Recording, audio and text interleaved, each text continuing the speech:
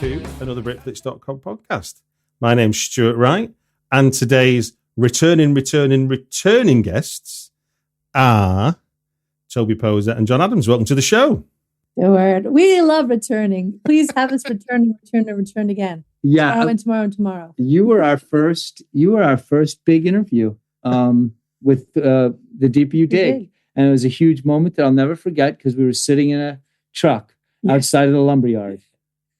And here we were. Yeah. And it was an amazing day. It was so much fun, and you really set the bar high. Yeah. You were my first interview of people in a truck. Yes, I've not had that play, and I'm my only people in a truck to be interviewed. So I think we're gonna maintain that. I think that yeah. It's so funny because today we were like, should we do this in the car? I think it was like Pavlovian. Yeah. We were gravitating toward a car, but then we decided to do it. We try to do some good sound and not have cars beeping and whizzing by at the lumberyard. Well, look, so you've already mentioned we talked originally about the Deeper You Dig, then we regrouped when you did Hellbender, and then last year we regrouped again when Where the Devil Roams played at Fright Fest. Where the Devil Roams is now available on Tubi, and Tubi is now available to UK viewers, which is great news all round for listeners of the Britflicks podcast. So before we get into any details about it, does one of you want to give a brief synopsis as to what Where the Devil Roams is about, please? Sure. Where the Devil Roams is about a family of murderous sideshow performers as they travel the dying carnival circuit during Depression-era America. That's the gist of it. Yep. And it's basically a brutal story about family love trying to stay together against all odds. You work as a family, the Adams family being the production company you are, the Twitter accounts, the social media accounts and stuff. So you work with your daughters, Lulu and Zelda. Where did the writing begin for this, and who shares the responsibilities amongst the four of you when it's pen to paper time? Every movie we make comes from ideas usually come up within the car. And so, there's hundreds of ideas that have come up with. Most of them get bullseyed out, but occasionally someone will say one where it's like, that's the one, because just the timing of it will be right. And Where the Devil Roams was Zelda's idea at the top. And then we all it's a shared rugby ball that everybody runs with. Okay. This is a much bigger production, I think, compared to the previous two. I think it's safe to say, in terms of sort of scale. What do you remember being the main challenges for you as the filmmakers in pulling that together compared to, say, the other two films, which were maybe more contained? Well, we did have a much bigger cast. We had a lot of extras. I think there were 75 people in the film, which is huge for us. And we were building the sets in our fields. So we live in the boondocks. We got a lot of woods. And so John was really innovative about how to change the set to break down all that wood that was either donated or, I don't think we had to buy a cent of the wood. And then and to just kind of reconfigure the carnival stalls and shoot from a different angle. So, but was a big challenge with that was we had started in the fall and winter, and then we still had some stuff to shoot on the stage we had built for the carnivals. And by then, all this Japanese knotweed, this invasive, horrible Japanese knotweed, beautiful to look at, and so it just had grown over everything. So, and we were wearing our winter costumes and had to cut down the knotweed and make it look like winter. That was a fun challenge. Yeah, I think that's the hardest thing is keeping in your mind all the pieces to each scene, because they were often shot out of sequence and out of time. We would shoot somebody's, that's what was I remember being overwhelmed sometimes with, I know that I need to shoot one more little piece to this puzzle. And what is it? And, so that could be kind of overwhelming. And I think as well as being that much more ambitious production, you added another element to it to make it even more difficult for yourselves. You went for period as well. So, what lessons learned and top tips could you offer the low budget filmmaker for achieving good period in your films? I think it helps to. I mean, in our case, where we live, there are lots of old houses and John's family who lives around here has a lot of old furniture. So I think I don't think it necessarily takes a lot of money, but if you can like stick with just well-worn pieces, I think as long as we were using old stuff as we could find, we could kind of get by. Yeah. I mean, we're lucky. I grew up in a house that was over 100 years old. It's a rambling old house, and it still has furniture from 100 years ago in it. And also my dad had an old 1931 Chevy, and that was the key because a lot of scenes were shot in it, and it's beautiful, beautiful. And plus, we live in a place in the Catskills that also has not changed. We still live on a dirt road, and there's dirt roads everywhere. There's no lines on the road. There's no power lines. If you look at the pictures from this area from 100 years ago, it looks the exact same as now. So that's the greatest advantage. Okay. This would be impossible if we had shot in a town or in a city. It would just we could never do that. Or had to really buy, all the costumes and all the props and furniture. We just let some things act as a star character, like the car, like the houses, like the furniture, and then hope that just the gist of it with the costumes would come by. A few star pieces of costume on Zelda in particular. I was very particular about her wearing, proper vintage. And lastly, I think the real kiss was Trey Lindsay, our fifth family member, who gradually introduced that old film look to the movie. Okay. So that you're watching a movie, it starts out in full color and kind of like just regular cinematography, but by the end of it, you've got an old broken black and white movie, just like the family is now pretty broken too. And so that really helped sell it, I think. I love what Trey did with the film look. Now, you mentioned the Chevy, which is a bit of a star of the movie, to say the least. For the Venn diagram where filmmaker crosses over with petrolhead, can you explain the pleasures of this car to the layperson? Oh my God! Well, I can tell you. First of all, this kind of car has a smell to it that only people who drive an antique car can understand. It's a beautiful mix of gasoline and carbon monoxide. And the other thing about this car is it's freezing fucking cold. So it's either super hot or super cold. Whatever the temperature is, that's what the car is. And lastly, it breaks down all the time. So much pushing is required if you want to make a film with a 1931 Chevy. So the magic of cinema is making it work in your movie. There was much, much, much pushing of that freaking car. It was so worth it. I mean, because you couldn't help but get into character just sitting in it. It was a beautiful lead actress. Yeah. When you're preparing stuff that's in that, like looking at a period, like what sort of research do you do in terms of that sort of language that people use back then? In terms of, so you see a lot of films now where people sort of throw it to one side and they go for contemporary language. But did you pay much attention in terms of how people might talk back then compared to now? Toby ran that show more than any of us. So you should answer that. I should. Yeah, we didn't want to focus too much on it because already we were somewhat anachronistic. We had people with tattoos and piercings. There was something we wanted to sort of transcend the era. But just again, like with the vintage stuff, if you have just a few key moments where you throw in like a fun phrase, like I say, Maggie says to Seven, like a stick of gum. If you just kind of dabble in a few appropriate phrases, you get the gist by. But we didn't think we were really able to make if we were going to go so far as to like think about accent or lilt or make every instant of dialogue, period appropriate. We just would have been wasting our time. We weren't that interested in being sticklers. Yeah. One last question then about the film. What would you can one each from you. What's the fondest memory from the shoot for you?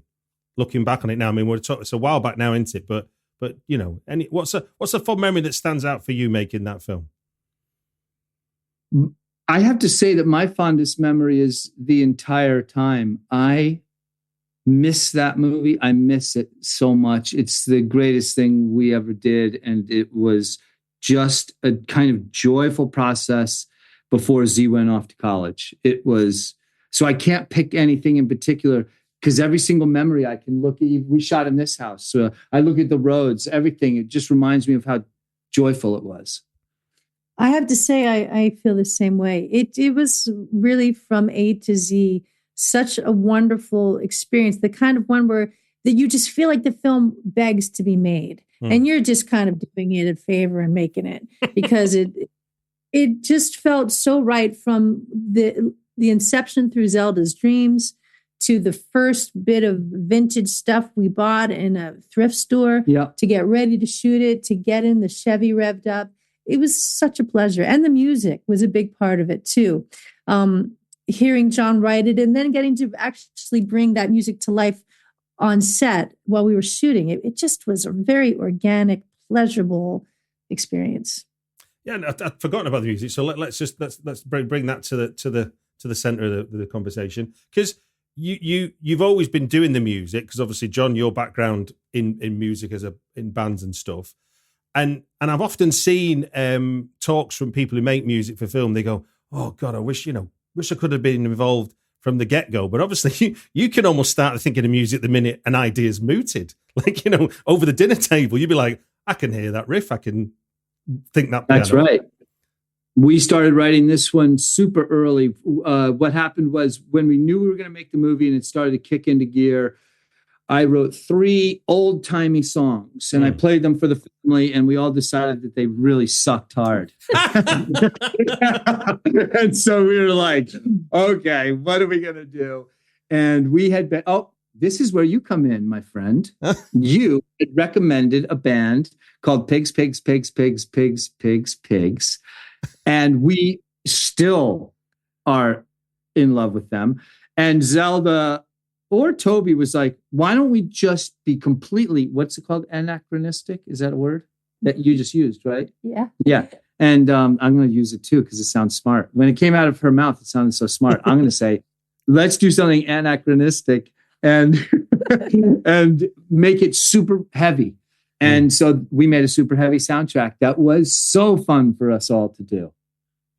Yeah, I mean, it's a trick that thingy. What's he called?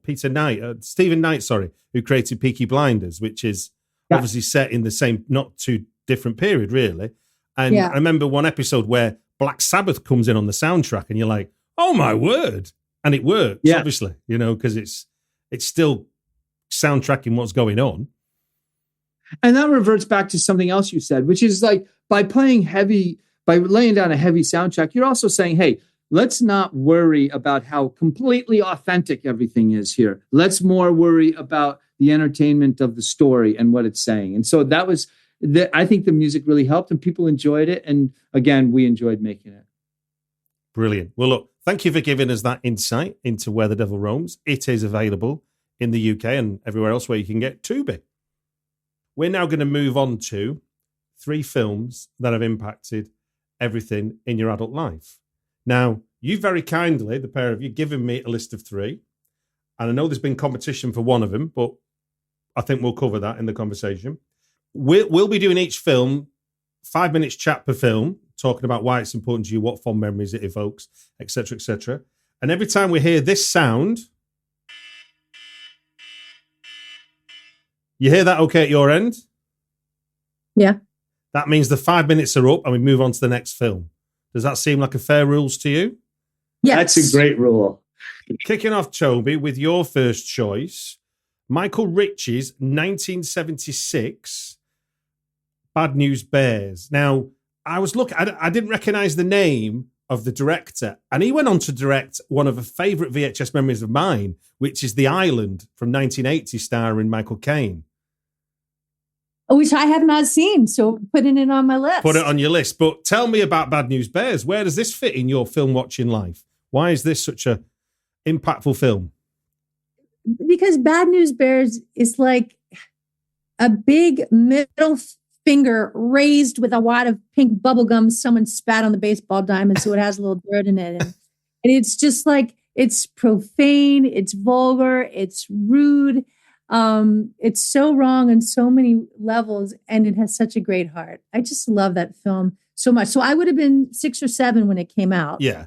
I think I saw it when it came out, which tells you a lot about the 70s. And it is so representative of the 70s, where you just had, as a kid of the 70s, I'm sure John will agree, you just were kind of let loose, you know? And this film is really, I think, a product of its time. Today, if it were made, people would have to be so much more PC, because there's so much wrong about this film. Let me just mention a few things. They would say, your average modern PC person would say, it's racist, it's misogynistic, it's fat phobic, it's what else am I missing? It's homophobic. It glorifies drunk driving. It's child abuse. There are so many things that are wrong with it. It makes smoking look cool. But then the things it gets right is it doesn't resort to cheesiness. They lose. Spoiler alert. The adults are like worse than the kids. And it's just got a great heart. I love that film. And so it had a big effect on me as a kid. And it does today, where sometimes you just want to make things that aren't so, aren't right. Yeah, because I guess, I mean, as a child of the 70s myself, we were positively feral, I think, compared to the very connected times we live in today, where you could literally know to the square meter where somebody stood now, in terms of what they may or may not be doing. Correct. So, where did you? Do you remember where you first saw it then? In that sense, or if I probably saw it at the Eden Theater, which was about 5 minutes down the road from where I lived. Which is where I saw all my movies when I was a kid. So walk us down memory lane. Take us in through that front door of all right. Playing in the morning in the cornfields in good old Amish Lancaster, Pennsylvania. Not Amish. This was suburbia on the edge of Amish land. Yeah. And I couldn't ride my bike on the highway, but my parents could drive us down to the Eden Theater, which I will talk again in another movie today. You'd get some like cheap popcorn and some Raisinets, and you see the Bad News Bears, and my parents had no problem with it.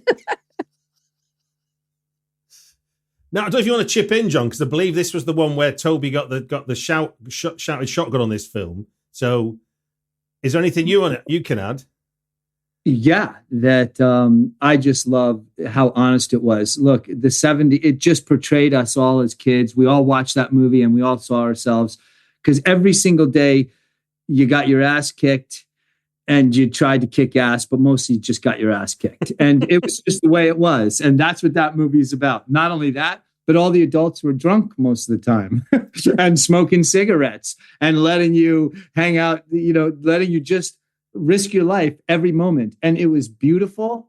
And that movie captures the beauty of it so well without any saccharine veneer. And the drink driving and the drinking of Walter Matthau's character, apparently he's never seen with the same brand of beer twice in the film. He drinks Budweiser, Miller High Life, Klingers, PBR, Lucky Lager, Mickey's Big Mouth, and Coors in the movie, which I need to now go back and see how true that is. Because if that's a fact, I love it. I believe it. I believe it. And also, you know what? The girl is the heroine of the movie. And that was cool. She was the hero of the movie, and it's just a great movie. Yeah, she's excellent. She's so great. Amazing. There goes the alarm. I should add, Toby, that Quentin Tarantino, Philip Seymour Hoffman, and Kevin Smith have individually said that this is one of their favorite movies too. So you're in good company. God. I believe it. Right then, John, we're going to jump into your first selection now. Let me just reset my clock. We're going to go to 1975 for the father of the star of Tatum O'Neal's father, Ryan O'Neal, in Stanley Kubrick's Barry Lyndon. So tell us, where does this cross your path first time round, John? Okay, so we lived in the country, so we only had two neighbors. One family that shared the house with us, mm-hmm. and then another family that lived about a mile and a half away, and we would walk through the woods to hang out. And we spent a lot of time together. And I remember the oldest boy from the family that lived far away came back and said, "Hey, last night we saw a movie and it was great." And I said, "Well, what's the movie?" And he said, "It's Barry Lyndon." I said, "What's great about it?" And he said, "That you get to see a woman's boobs." And I said, "I've got to see this movie." And so somehow I convinced my mom to take me to this movie. And she was like, "Oh, I would love to take you to this movie because it's a movie that's about history and Ireland and it's going to be great." And, like she had this whole like intellectual idea about what Barry Lyndon was going to be. I just needed to see these boobs. And off we went. And it was a fantastic movie that definitely shaped how I feel about filmmaking, mostly because the whole time I kind of loved the main character, but mostly hated him. Mm. And I found that even as a young kid, amazing. I loved that experience. Barry Lyndon's kind of despicable, but understood everything that he did. And that's, to me, great filmmaking. And if Toby and I and Zelda and Lulu can come even close to that kind of character development, then everything's good. I don't know if you know, but part of the filmmaking process they went through is that Kubrick's dogma almost was it had to be either natural light or candlelight. Yeah, I've heard that. And that's funny that's our rule too. No fake lights. Like we never light anything. It's if the sun or the moon's not lighting it up, then we're not going to shoot it. That was really interesting. So Toby and I went back and rewatched it. And first of all, the cinematography is exceptional. Yeah. The acting's exceptional. The storyline's exceptional. And it's funny because the sex scene that I went to go see was so short and so quick. And it's like, I remember thinking about, I'm really interested to see the sex scene. And it was so minimal. It was so nothing, right? It's so funny. It's just this quick passing moment where he's kissing these two naked girls. Do you watch it on a DVD, Blu-ray or anything? Or did it have the interlude? In the version you watched, or just play straight through? I think it did have the interlude. Yes, it did. Yeah. I think it did. It's one of the little joys I find watching it. Is that just that pause? Yeah. And I guess when it was in the cinema, the ice cream people came round in the aisles and were offering you refreshments before you crack on.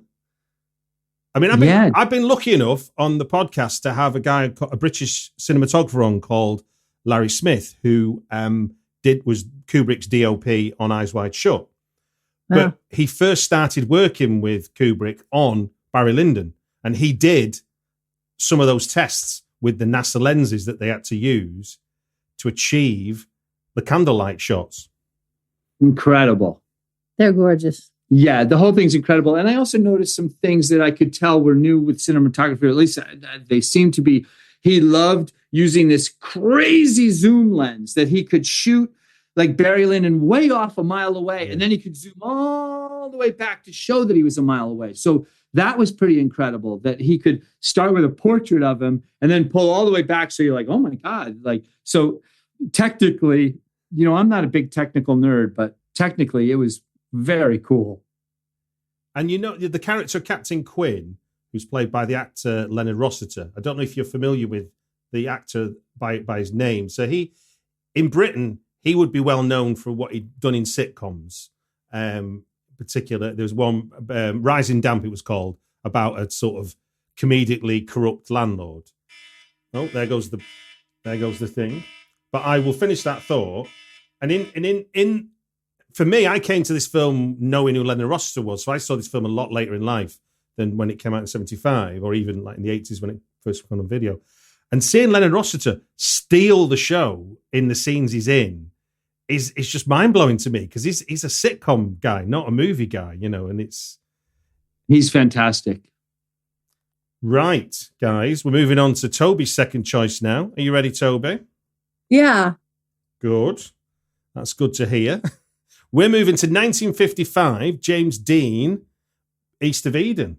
Do you want to tell us about how this film comes across your path and why it is such a fond memory? I wanted to choose this film not because it holds my heart like a film like Rocky would. I'm not talking about Rocky here, but it really had a lasting effect on me. One, I knew why, and the other I'll get to, I didn't know why, but now I do. So I stayed home from school one day, pretending to be sick. Yeah. And I ended up watching TV, and on TV came East of Eden. And at the end of that day, I knew I wanted to be an actor. Oh, wow. There was something that, you know, it's sort of soapish. I mean, it's got great theatricality. I loved the book, by the way. I loved Steinbeck's book. Yeah. I think this veers off from it a lot, but I hadn't read the book then. For me, it wasn't just James Dean's performance. I just loved the emotion and the rawness in the film. It just worked its number on me. And I was like, I want to do that. And there was something about, I was a Jewish kid. I didn't grow up knowing about the Bible or even about Cain and Abel, but I loved the like fight between what some might perceive as good and evil, you know, the good son and the bad son. Yeah. Loved James Dean's striving to find his identity. And that stuck with me. And now I'll talk about the other reason why this movie meant so much. At the time, too, at probably 12 years of age, I also was trying to find my identity. And fast forward several years, I learned that my dad was not my biological dad 5 years ago. He's my dad, but I was a product of sperm donor. Okay.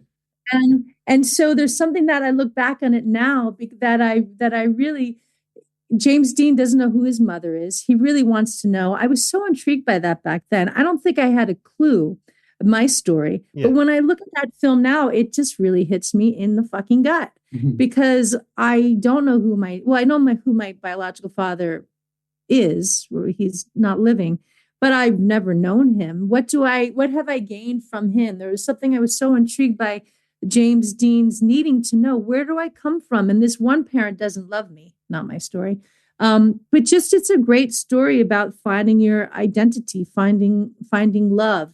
And the emotion of his portrayal of Cal just really hit me. It's too much now when I go back, but at the time it made me want to be an actor. So it's an important film for me. I mean, apparently John Steinbeck said, "Jesus Christ, it's Cal," when he saw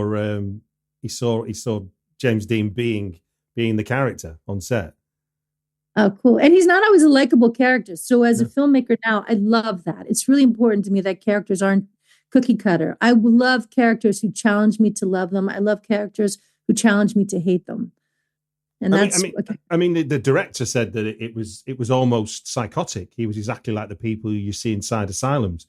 Was like his behavior both within scenes and off camera and stuff. He really sort of and cast members talked about seeing him cry often after performances. So I guess he left it all on the stage floor, as it were. Yeah, it's funny. If I looked at some clips to refresh my memory, and I feel like I'm not sure how generous an actor he was as the other actors. They really seem to be listening well. I think James Dean responds well, but I think he jumps on some people's lines. You know, he's so into it that I feel like it's somewhat of a selfish performance for sure. But it worked on me at 12 years of age for sure. So at 12 years of age, when that seed's planted that you might want to be an actor, do you remember like whether what was your first time sort of doing acting then after that kind of that thought's manifested in your head? Do you remember? You know, I'd been on some school plays at school and I knew I loved it, but I just don't think I had the confidence to know, oh, that's who I am. That's what I want to be. And soon after that, it was probably when I was a sophomore in high school when I finally really, I had auditioned for a play at school and I got it. And I thought, oh, this is it. I'm a sucker. I'm so sold. Took a few years. And just thinking, as a 12-year-old, was you aware of how iconic James Dean was as you would be now? No, I wasn't so aware. And I'll just throw in that same day, I also saw a movie with Christopher Walken. Finish your thought. Go on. I also saw a movie with Christopher Walken and Susan Sarandon called Who Am I Now? And so by the end of the day, with those two films, it had sealed the deal. I was so sucker punched and sold. Brilliant. Yeah. Right, John. We're going to jump into your second choice, which is a belter by half in the horror world. I'm talking about Don Coscarelli's 1979 Phantasm, starring Angus Scrimm as the tall man, who I've, while getting ready for this, discovered he's not really called Angus Scrimm. He's really called Lawrence Rory Guy, which has just blown my mind today. But anyway, tell us where Phantasm joins your life bus journey. All right. So let's go back to, I guess it would be 1979. That's when the film came out, yeah? Okay, yeah. 1979, I had a soccer team in Peekskill, New York. All a bunch of crazy characters. We were real crazy. We had a coach named Chuck, and he was a terrific guy. I can remember, first of all, Peekskill was a very tough city, like little city. And it was scrappy, hard scrappy. And our team was scrappy, hard scrappy. And Chuck was a scrappy guy, just terrific character. And he drove around in a hearse.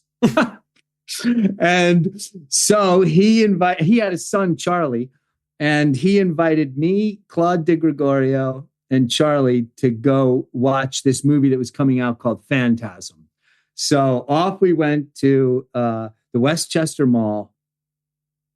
I had never seen a horror movie in a theater before. Wow. So I went, I was a virgin, and I'm talking, real virgin. And I sat down, and within 10 minutes, I was scared shitless. And the trouble was I didn't want to look like a wimp, but I really wanted to leave. I was terrified of what was happening. Like the storyline just soaked into my soul, especially the kind of mystical esotericness of the tall man. Just his acting and the way he moved and the way he talked and the weirdness of the way he was shot scared me to death. And by the end of the movie, I was a broken 12-year-old, and I mean really broken. But I tried to be brave. I didn't want to. I loved Chuck. He was someone I thought was just a great guy. I wanted to be cool around Charlie and Claude. So I remember we drove home. I remember the heat of the summer. I can remember looking out the window at the road lights passing by and seeing the tall man in every shadow. And they dropped me off at my house, which was a kind of a scary house anyway, but now my house was terrifying.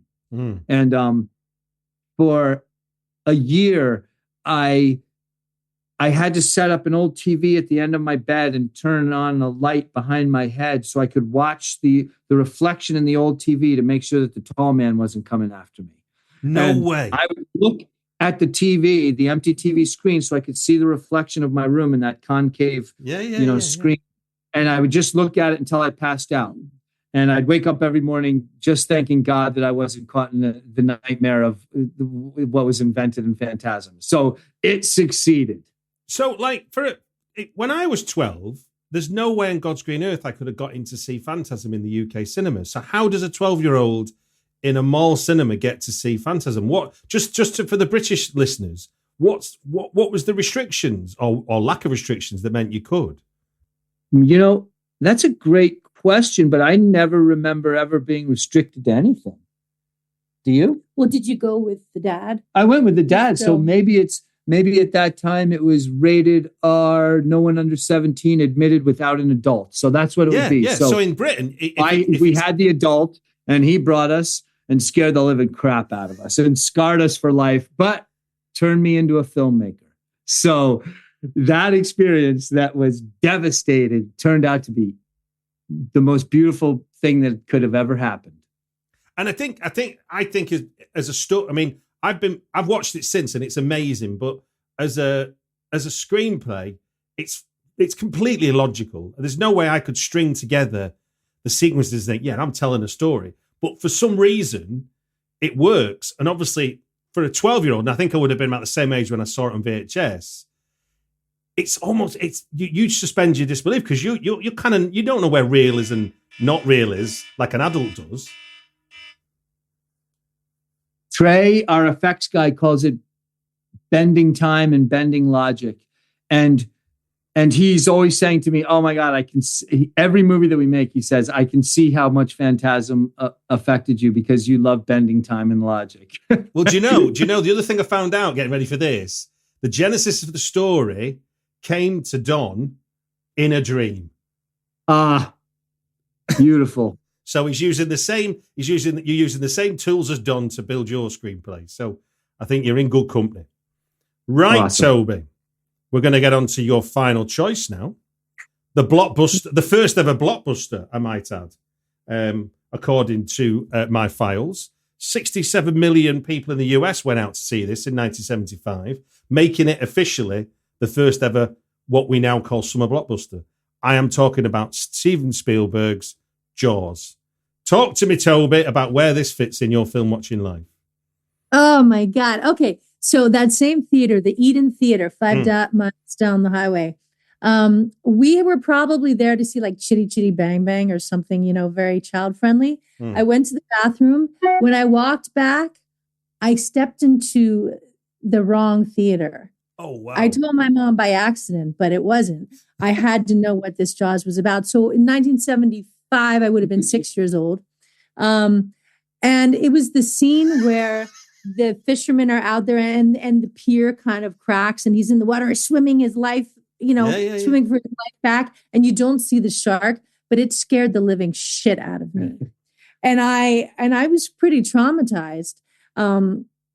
Fast forward a few years, I probably would have seen it in someone's home. And so that's the cool thing. And that wasn't as formative as that moment in the theater, because it was sort of like one was like the first kiss. And, eventually one day you're going to have sex and it's going to be great. But that first kiss really does a number on you. That's what Jaws was for me. Eventually I had sex, or I saw what Jaws. I waited for you.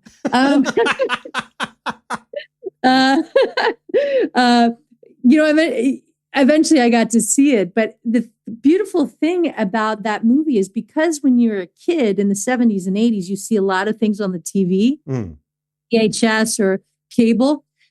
When you get older and you get to see it on the big screen, or in today's day on these big, beautiful widescreen TVs, it has this life that keeps going on and on and on. So I could keep discovering it as I would see it on different screens, bigger screens. Even today, we just saw it a couple of weeks ago in Martha's Vineyard where it was shot.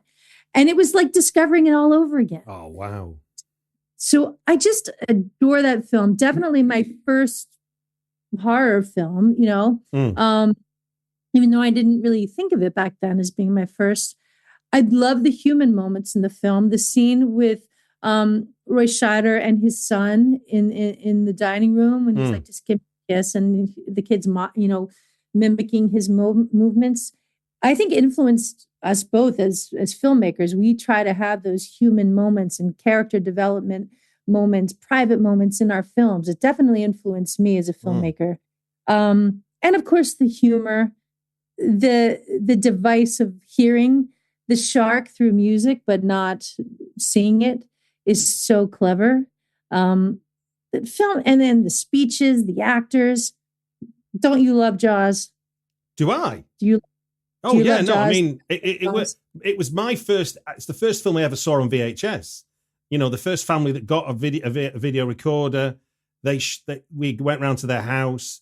We watched recorded episodes of Top of the Pops, which was, a chart TV show. So just watching that on a different day was mind blowing.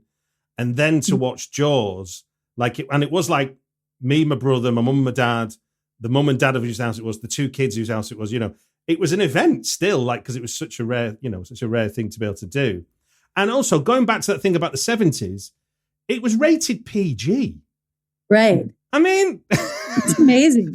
And it still is to this day. It still is to this day. Yeah. I mean, if you just listen to the soundtrack and you don't even hear Robert Shaw getting eaten by the shark, it's harrowing. Yeah. It's so fucking good.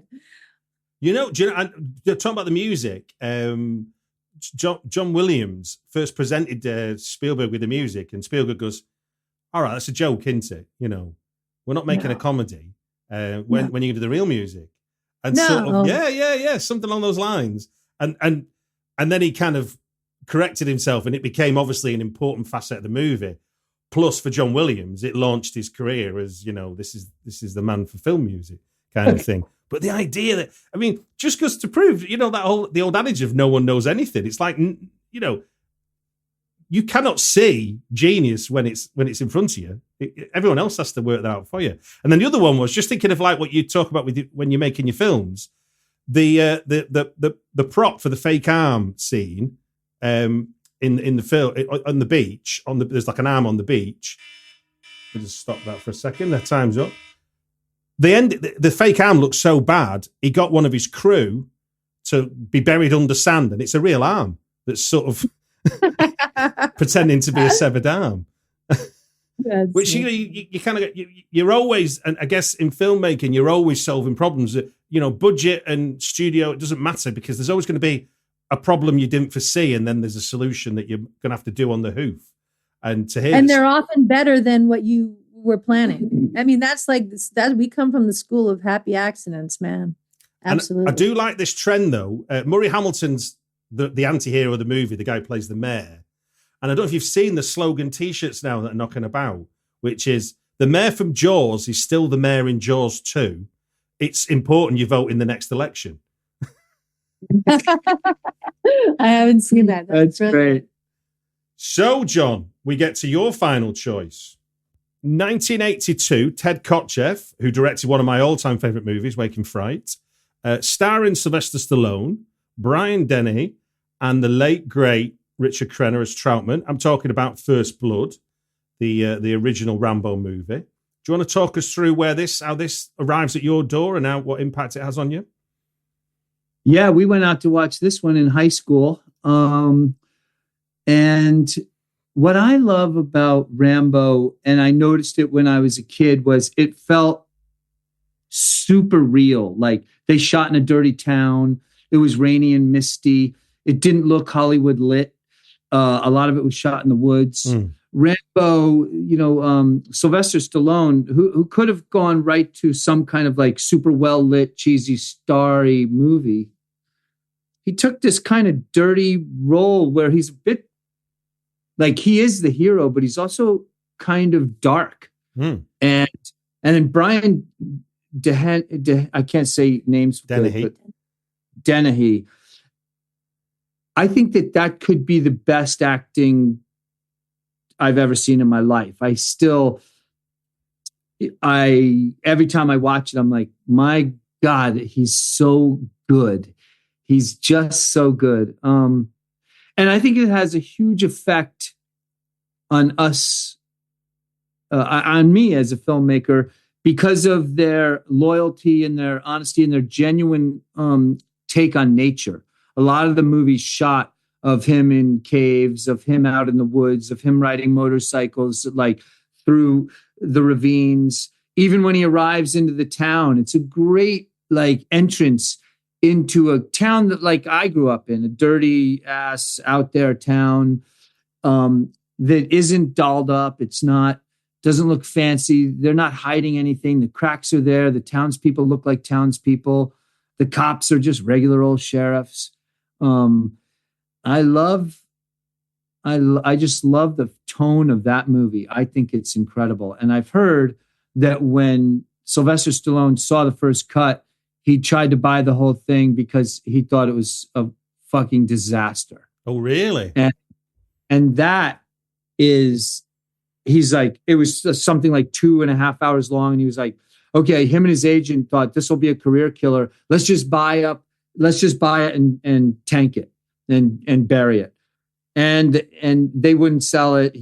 So he asked them to recut it with him less in it and less talking. And I don't know. I mean, what do you think? I think it's just a gorgeous movie. Well, just to flip it in terms of him not liking it and thinking it's a career ender, after showing it by us just a 40-minute edit of the film, the international rights sold in 5 minutes for the film. So there you go. You know, Stallone was maybe a bit off the thing there. But just to add to your authenticity of the film, you know the infamous sackcloth that he fashions out of the bit of tarpaulin? Yeah. Right. That wasn't a prop. Right. Location manager found that on location. It got used as a prop. So it's genuinely from